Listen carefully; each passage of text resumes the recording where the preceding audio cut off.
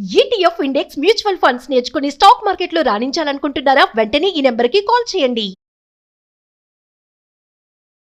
నమస్తే రమగారు. నమస్తే రమగారు, ఏదైనా మంచి స్టోరీ చెప్పండి. డబ్బు ఎవరికి చేయదు, ఎవరికి కాదు. పసి పిల్లల దగ్గర నుంచి అందరికీ డబ్బులే కావాలి. అదే అసలు అదేంటో తెలియని పిల్లలకు కూడా కావాలి.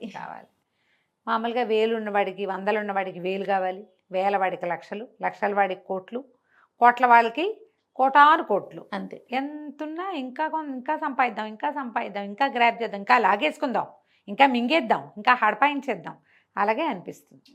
ఇందులో ఉచితంగా వస్తుంది అనుకో, అబ్బాబ్బా, అసలు ఉచితంగా వచ్చేది మరీను కదా, ఎంత వచ్చినా సరిపోదు. అలాంటి ఒక కథ చెప్తాం. పూర్వం అంటే అదేదో రాజ్యానికి తిమ్మరాజు గారని ఒక రాజుగారు ఉండేవారు. తిమ్మరాజు గారు భలే ఉదారుడు.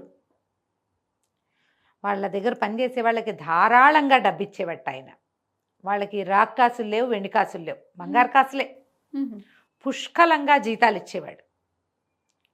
ఎంత సంపాదించుకునే వాళ్ళు అందరి దగ్గర డబ్బులు ఉండేవి. ఆ ఊళ్ళో బీదవాళ్ళు లేరు. ఒక పని చేసేవాడు ఉండేవాడు, ముత్తయ్యకి బాగా ఇచ్చేవారు. ఆ ముత్తయ్యకి బంగారు కాసు ఖర్చు పెట్టడం ఇష్టం ఉండేది కాదు. ఆ వచ్చిందంటే దాన్ని ఇంక అట్లా దాచిపెట్టుకోవటం. దాచి ఓ ముంతడో 2 ముంతలో చేసుకున్నారు. ఈయనకి మరిడమ్మ అని పెళ్ళాం కూడా ఉంది, పిల్లలు లేరు. బోల్డ్ అంత డబ్బులు ఉండేవి వాళ్ళ దగ్గర. అయితే ఈయన ఏమన్నాడు, వసే బోల్డ్ మనకేముందే, ఒక కాసు వాడామనుకో అయిపోతుంది, దాస్తే పెరుగుతుంది డబ్బు అని చెప్పేవాడు. అస్సలు ఖర్చు పెట్టడం అంటే ఇష్టం ఉండేది కాదు వాళ్ళకి. ఎప్పటికప్పుడు ఆ ముంతల్లో ఉన్న 2 ముంతల్లో ఉన్న కాసుల్ని చూసుకునేవాళ్ళు.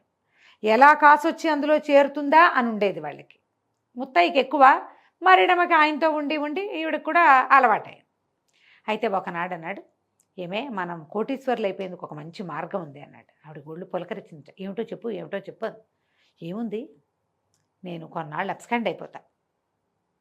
నువ్వు వ్యాపారస్తులు వాళ్ళందరి దగ్గరికి వెళ్ళి, మా ఆయన ఏటో వెళ్ళిపోయాడు, చచ్చిపోయాడు, లేచక్కపోయాడు, నేను పరమ దుస్థితిలో ఉన్నాను అని అందరికీ చెప్పుకో. తలా కాస్త ఇస్తారు. అవన్నీ ముంతలు వేసే, ఇంకో కొత్త ముంత చేయి, ముంత నిండిపోతుంది. ఓ 3-4 నెలలు నడవని తర్వాత ఏదో పిచ్చెత్తి లేచిపోయానని నేను మళ్ళీ వచ్చానని చెప్పి ఊళ్ళోకి వస్తా. ఒక్కదానికి నీకేం ఖర్చు ఉంటుంది, ఈ డబ్బంతా మిగులు. నేను మళ్ళీ ఉద్యోగంలో చేరతా. మన రాజుగారు తిమ్మరాజు గారు గొప్పవారు. 4 నెలల తర్వాత చేరితే 4 నెలల జీతము ఇస్తారు. నేను పని చేయకుండా 4 నెలల జీతానికి కనీసం 4 ఇంతలు ఇలా వచ్చే ఉచితం డబ్బు, ఇదంతా వచ్చినట్టే కదా అంటే, మరిడమ్మ సరేలే అని. ఒకరోజు సాయంత్రం ఏదో మతిపోయినట్టుగా ప్రవర్తించి పనిలో వీడెక్కడికో లేచక్కపోయాడు ఈ ముత్తయ్య. ఈవిడ లబోదీబోమని ఏడ్చింది. 10 రోజులు గడిచింది. ముత్తయ్య ఏడంటే ఎక్కడికో వెళ్ళాడు, రాలేదని ఏడుపు మూతి పెట్టేది. అయ్యో అనేవాళ్ళు. అక్కడి నుంచి ఈవిడ అధికారులందరి దగ్గరికి వెళ్ళి, రాజుగారి ఆస్థానంలో బాకిట్లో నిలబడతాడు వీడు. అందరి అధికారులకి వాడు తెలుసు.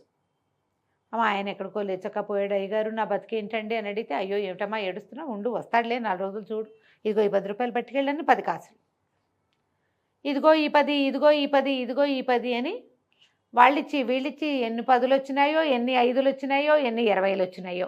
పెద్ద అధికారులు అయితే 20 కూడా ఇస్తారుగా. ముంత కాదు, కొండ నిండేది. మంచి ఐడియానే. 3 నెలలు అయ్యింది.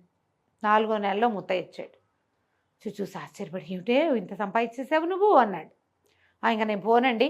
వాళ్ళు కూడా ఏమిటమ్మా ప్రతి నెల వస్తున్నావు, మీ చుట్టాల దగ్గరికి ఎక్కడికైనా వెళ్ళు, ఒకదానివే ఉంటే అంటున్నారండి. నేను వెళ్ళనండి, నాకు సిగ్గుపోతోంది. 3 నెలల నుంచి నెల వాళ్ళింటికి వీళ్ళింటికి వెళ్ళి ఇన్ని డబ్బులు చేర్చా, నా వల్ల కాదండి, ఇంకా నేను వెళ్ళనంటే. ఈయనన్నాడు, మీ ముత్తయ్య వస్తుని వాళ్ళే ఇచ్చారు కదా ఐడియా, ఇది బాగానే ఉంది, రాత్రి వచ్చా కామ్గా వెళ్ళిపోతా, అన్నం పెట్టాయి తినేసి వెళ్ళిపోతా, 3-4 నెలలు మన చుట్టాలను వడుక్కో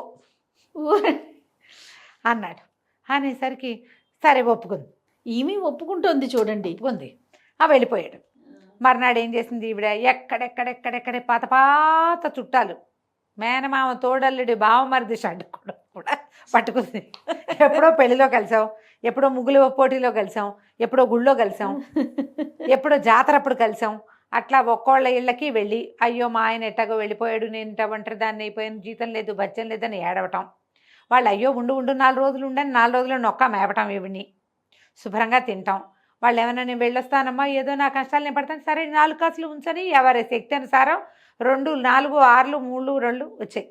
మళ్ళీ ఒక 3 నెలలు గడిపారా? 3 నెలలు గడిపారు. 2, 3, 6 నెలలు అయినాయి. తర్వాత చుట్టాలు ఇవి రాగానే ఏటో చూడడం మొదలుపెట్టారు. ఎన్నాళ్ళు పోషిస్తారు, అంతే ప్రతి నెలా వస్తుంటే వాళ్ళల్లో కూడా కొంతమంది విసుక్కోవటం కూడా మొదలుపెట్టారు. ప్రతి నెలా వస్తున్నావేమిటక్కయ్యా అని ఒకడు, మా దగ్గర ఎక్కడుందమ్మా, మేమే 4 ఉన్నాం, మళ్ళీ నిన్ను ఒకదాన్ని 5వ దాన్ని నేను ఈ పూట అన్నం తిని వెళ్ళిపో అని పంపించేయటం. విసుగు పుట్టింది, సిగ్గేస్తుంది కాదు, ఇంటికి వచ్చేసింది. ఈ 3 నెలలు తిరిగేసరికి మరిడయ్యి వచ్చాడు. వచ్చేసరికి నేను వెళ్ళండి, వాళ్ళ దగ్గర పరువు పోయింది, వీళ్ళ దగ్గర పరువు పోయింది, ఇక చాలు సంపాదించింది, వచ్చేసావని చెప్దాం, ఉద్యోగంలో చేరిపో అంటే కాదు కాదు నువ్వు ఉండు, నేను ఇంకో మార్గం చెప్తానన్నాడు. ఇక అక్కడి నుంచి పొద్దునొచ్చి పడుకునేవాడు, ఎవరికి కనపడేవాడు కాదు. సాయంత్రం అయ్యేసరికి చీకటి పడేసరికి ఎక్కడికో వెళ్ళిపోయేవాడు. రోజు ఒక ముత్యం తెచ్చేవాడు, ఒక నీలం తెచ్చేవాడు, ఓ రత్నం తెచ్చేవాడు, ఓ సంచి తెచ్చేవాడు, ఏవేవేవేవో తెచ్చేవాడు. ఒకటి ఒకటి ఒకటి అప్పుడప్పుడు అమ్మేవాళ్ళు. వాడు ఎక్కడి నుంచి తెస్తున్నాడో ఈవిడికి తెలియదు. ఒకనాడు ఒక మంచి నీలం ఉంగరంలోంచి ఊడగొట్టింది. అమ్మబోయారు మొగుడు పెళ్ళాం ఇద్దరు. అమ్మేస్తే ఏముంది, కాసులు వస్తాయి, దాచుకుంటారు. వీళ్ళు ఇంతే తింటారు, అదంతా తినేటల్లా వాళ్ళు దాచేసుకుంటున్నారు. రాజుగారి భటులు పట్టేసుకున్నారు, ఈ నీలం ఎక్కడిది మీకు, ఇది ఫలానా ఉంగరంలోది అని అనేసరికల్లా మెమ్మ బెబ్బే అన్నారు. మరి వీడు మరిడేవి కాదు, నువ్వు ముత్తైవి కాదు అని చెప్పి పట్టుకున్నారు. గడ్డం పెంచుకున్నా ముత్తైని గుర్తుపెట్టారు. పదమేంటి పదన్నారు. తీరా ఇల్లు సోదా చేస్తే రాజుగారి సొత్తంతా ఉంది వీళ్ళింట్లో. వాడు అంతఃపురానికి వాకిట్లో ఉండేవాడు కదా, వాడికి లోపలన్నీ ఆనుపాను తెలుసు. రాత్రిపూట వెళ్ళి సంగ్రహించుకొచ్చేసాడు, కొద్దిగా కొద్దిగా చొప్పున ఇంట్లో చేర్చేసాడు. మొత్తం దొంగ సొత్తు రాజుగారిది పోయిందంతా దొరికేసింది. కొన్ని అమ్మారు, కొద్దిగా అమ్మినవి పట్టేశారు. ఎందుకంటే ఏ కొట్టువాడు నీలం కొంటున్నాడో వాడి దగ్గరే ముత్యాలు కూడా అమ్మారు. వాడు చెప్పాడు, దొంగ సొత్తని మాకేం తెలుసు, ముత్యం పట్టుకొచ్చి అమ్మితే ఇచ్చాను డబ్బులు అన్నాడు. పట్టేశారు. మొత్తం ఇల్లంతా సోదా చేశారు. బోలెడంత కుండల్లో ముంతల్లో డబ్బులు, చోరీ సొత్తు అంతా రాజుగారిది. మర్నాడు రాజుగారి దగ్గర చేర్చారు. తిమ్మరాజు గారు చాలా గొప్ప రాజుగారు. చోరీ సొత్తుతో సహా పట్టుపడ్డాడు. ముత్తైకి ఉరే, ఆ మరిడమ్మ కూడా ఉరే వేస్తారు. మరి అంతే, దొంగతనానికి ఉరి శిక్ష ఆ రోజుల్లో. దొంగతనాలు చేయకూడదు. రాజుగారు లిబరల్గా అంతంత జీతాలు ఇస్తూ ఉంటే పేదవాడు అన్నవాడు లేడు ఆ రాజ్యంలో. పిసినారు వాడు వీడొక్కడే ఉన్నాడు, పిచ్చి వెధవ. ఆ రాజుగారిని ఎలాగో ఊరేస్తారు, ఆయన అంత గొప్ప రాజు కదా అని అనుకున్నారు. మొత్తం జనం అంతా చేరారు, కిటకిటలాడిపోతుంది సభాభవనం. మొత్తం సొత్తంతా పెట్టారు. రాజుగారిని 2 మూటలుగా కట్టండి తిని అని చెప్పాడు. 2 పెద్ద పెద్ద మూటలు చేశారు. ముత్తయ్య, ఎంత కష్టపడి సంపాదించావు నువ్వు, మీ ఆవిడ కూడా సాయం పట్టిందనుకో, చెరుకో బస్తా ఎత్తుకుని ఇంటికి వెళ్ళిపోండి అని చెప్పాడు రాజు. అందరూ నిర్ఘాంతపోయారు. నీ తిమ్మరాజు గారి తెలివేమిటి ఇట్టా ఉంది, వాడు దొంగతనం చేశాడు, అబ్స్కాండ్ అయిపోయి వాళ్ళ ఆవిడ అందరిళ్ళకి వెళ్ళి రూపాయలు 10, 2, 3 వసూలు చేసింది. పైగా అదంతా పోని ఏదో ధర్మానికి ఇచ్చారు అనుకుందాం, వాడు లేడు, ధర్మానికి ఇచ్చారు. దొంగ సొత్తు ఏం తిమ్మరాజు గారు తెలివి ఏడిసినట్టుంది అనుకున్నారు. సరే, మర్నాడు పొద్దున అయినా ఏదో బియ్యం కొనుక్కోవటానికి ఒక బంగారు కాసు తీసుకుని కొట్టుకెళ్ళాడు. బియ్యం ఉన్నారు, లేవు అని పంపించేశారు. వాళ్ళు మేము అమ్మమ్మ అని చెప్పారు. ఇక మొత్తం ఊరంతా తిరిగిన గుప్పెడు బియ్యం ముట్టలేదు, చెంబెడు పాలు దొరకలేదు, ఏ వస్తువు కొనలేకపోయారు. డబ్బులున్నాయి. అక్కడి నుంచి చుట్టుపక్కల పల్లెటూళ్ళన్నీ తిరిగారు. ఏ పల్లెలోనూ వీడి రూపాయికి ఒక్క వస్తువు కూడా మారకానికి రాల. 5 రోజులు గడిచేసరికి ఆకలికి నకనకలాడిపోయారు. ఇంట్లో ఏవో ఉన్నాయి, పైగా వీళ్ళు కళగా 4 కొనుక్కుని పెట్టుకునే వాళ్ళు కాదు, పీనాసి వాళ్ళు. డబ్బులు దాచుకునేవారు. డబ్బు, బంగారం, ముత్యాలు, రత్నాలు అన్నీ ఉన్నాయి. లేదు, ఉచితంగా వచ్చే గాలి, దొడ్లో ఉన్న నూతులో ఉన్న నీళ్లు తప్ప ఏమీ లేవు. పోనీ 2 మొక్కలు మేమే పెంచుకుంటామంటే మొక్కల గింజలు కావద్దు, గింజలు వాడెవడు ఇవ్వడు. బాయ్కాట్, కంప్లీట్లీ సోషల్ బాయ్కాట్ చేసి పారేశారు. ఇంకేం లేదు, ఒక్క మాట కూడా అంటల్లా. అమ్మవు నీకు అంతే, మేము ఇచ్చేదిలే, వెళ్ళిపో. ఎవరు పరుషంగా మాట్లాడలేదు, కేకలేదు, తిట్టలేదు, నీకు ఇంతే చేస్తాను లేదు, ఏమీ అనలా. 8వ రోజు వచ్చేసరికి గుడ్లోకి వచ్చినాయి. తను అన్నాడు, ఏమే పద మన చుట్టాలందరి ఇళ్ళకి వెళ్ళొద్దాం అని చెప్పి అందరి ఇళ్ళకి వెళ్ళి 2, 3, 5 ఎవరెవరు ఏమేమి ఇచ్చారో అందరికి అప్పచెప్పాడు. మొదట ఓ చుట్టాలు భోజనం పెట్టారు, రాత్రికి అన్నం తిని ఇంటికి వచ్చారు. మర్నాడు ఒక్కో అధికారి ఇంటికి వెళ్ళి ఎవరెవరు ఎంత అంతా అన్ని డబ్బులు ఇక్కడే ఉన్నాయి, వాళ్ళు ఏం వాడితేగా అన్ని డబ్బులు అప్పచెప్పాడు. రాజుగారి చోరీ సొత్తు ఏ బిల్డింగ్లోంచి ఏమేమి పట్టుకొచ్చాడో మొత్తం అన్నీ ఎక్కడ తీసుకెళ్ళి అక్కడ పెట్టేశాడు.